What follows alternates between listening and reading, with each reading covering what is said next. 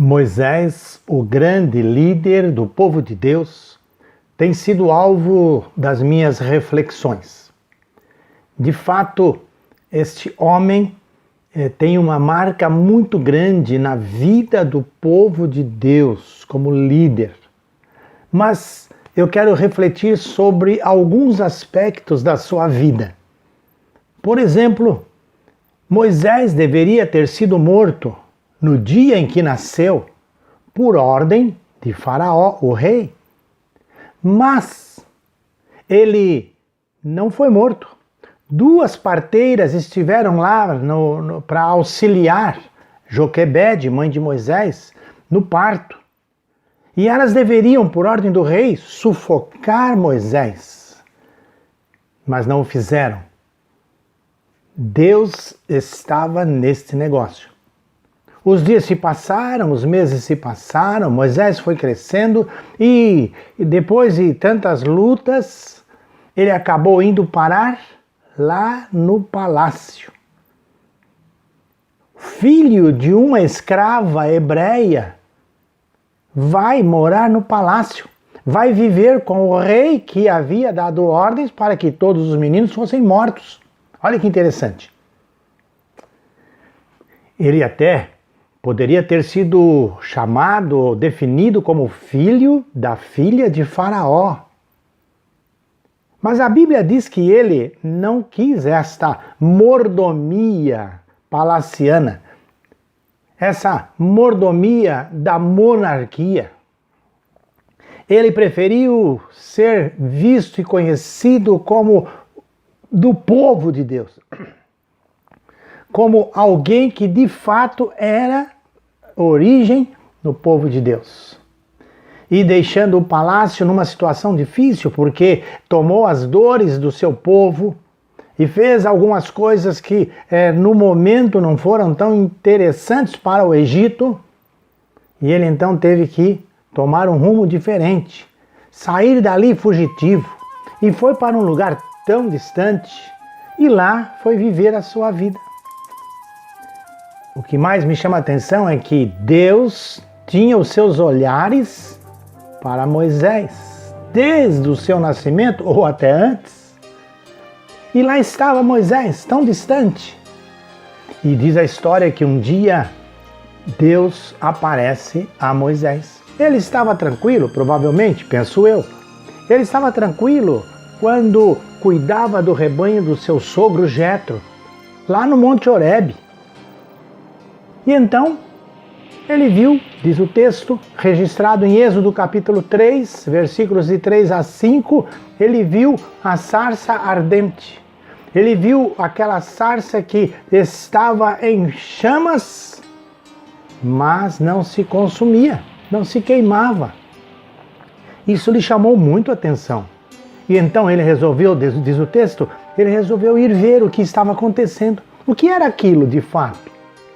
E qual não foi a sua surpresa quando ele chega ali perto, querendo mais de perto ver bem o que estava acontecendo, ouviu uma voz de alguém que já o conhecia.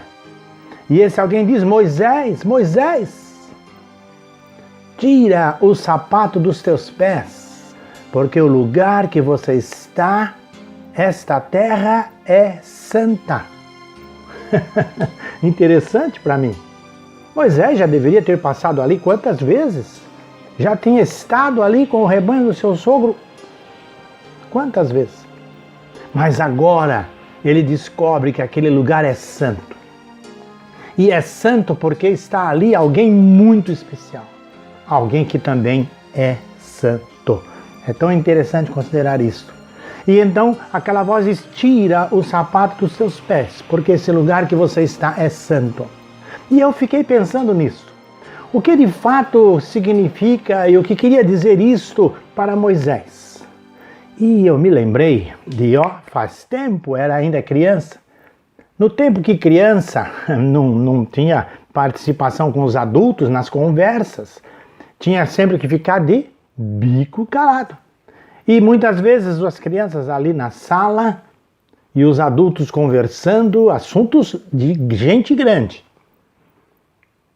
Mas alguém entendeu que deveria falar alguma coisa, um assunto, uma questão qualquer.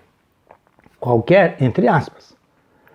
Mas logo alguém do lado dizia: epa, cuidado, tem gente descalça aqui.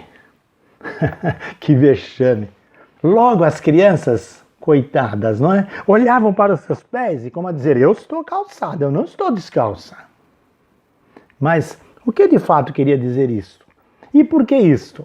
À parte esse ditado, eu fiquei pensando que o fato de crianças serem consideradas descalças, quer dizer, era inapropriado o que iria ser dito ali, as crianças não deveriam ouvir, não deveriam saber. Até porque essas crianças, elas eram mesmo santas, puras, inocentes, coração limpo, estavam predispostas a aprender. E então não tinha razão de ser, de estar ouvindo coisas que não deveriam ouvir, estou pensando eu.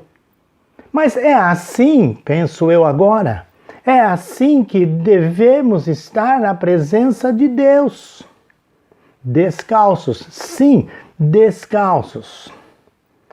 Significa para mim hoje limpos e livres das maldades e mazelas deste mundo.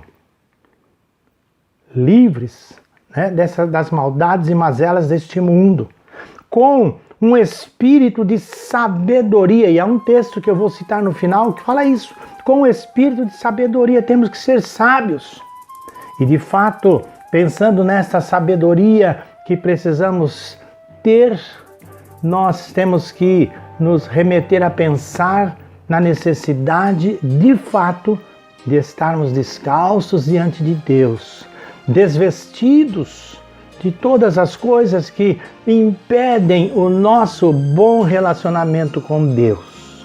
Quando lemos lá em Eclesiastes capítulo 5, versículos do 1 ao 3, é interessante que nós encontramos essa orientação, essa ordem aos israelitas. Eclesiastes 5, do 1 ao 3, e 1 diz assim: guarda o teu pé quando entrares na casa de Deus. Guarda o teu pé quando entrares na casa de Deus.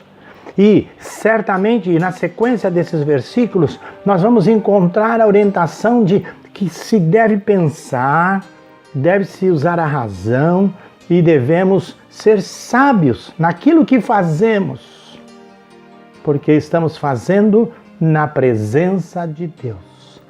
E eu, encerrando, pensei que, de fato, trazendo para os nossos dias, como crentes em Jesus Cristo, certamente nós somos o templo do Deus vivo. Paulo escreve aos Efésios, capítulo 2, dos versículos 20 a 22, ele diz isto. E mais coisas. Ele diz: somos o templo do Deus vivo. Os israelitas tinham que ir ao templo, e ao ir ao templo deveriam guardar os pés. Nós somos o templo, então não temos que guardar. Os nossos pés devem estar guardados o tempo todo, porque somos a casa do Deus vivo. E esse Deus vivo exige de mim e de você, de fato exige a nossa adoração de uma forma muito, mas muito especial. Certamente, quando pensamos nesta necessidade de estarmos descalços, não é? Temos que entender isso. Moisés estava lá no Monte Horebe, e quando Deus fala com ele e dá as ordens a ele, e ele se vê mesmo na necessidade de ir até o Egito, e ele não estava querendo ir, ele pelo menos questiona e diz: o povo vai perguntar quem me mandou, e eu digo o quê? Que nome eu digo? E aí Deus diz para ele: eu sou o que sou. É por isso que nós temos que estar descalços diante de Deus. Ele diz: eu sou o que sou. E disse mais, assim: eu sou, diga para eles, eu sou, me enviou a vós. O nosso Deus é absoluto e em todo tempo eu preciso estar descalço diante dele, porque onde eu vou e onde estou e o que faço, faço na presença dele. E então relembro o que ele disse a Moisés: este lugar é santo, tira a sandália ou o sapato dos teus pés. Que possamos servir, adorar, porque Moisés depois disso foi servir a Deus, que possamos servir a Deus com alegria, com disposição, na dependência desse Deus, na certeza de que Ele é o Deus Altíssimo, Ele é o absoluto, Ele é o eu sou. Pense nisso e melhore a sua vida, se preciso for. Eu acredito que isso vai ser preciso. Meu abraço e que Deus te abençoe.